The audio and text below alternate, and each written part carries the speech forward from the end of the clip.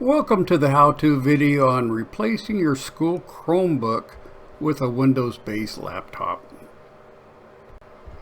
It was found that the Chromebook is not compatible with the VMware that were acquired for this class. So let's go to Student Resources, Student Login, Service Central, submit a request,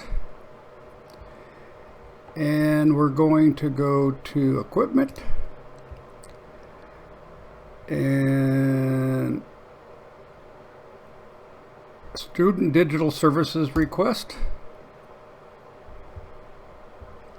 And here you're going to need to fill this up, and I'm going to give you a letter to attach to this and state that this is not compatible and we want to replace it with a Windows-based. So go ahead and utilize this form.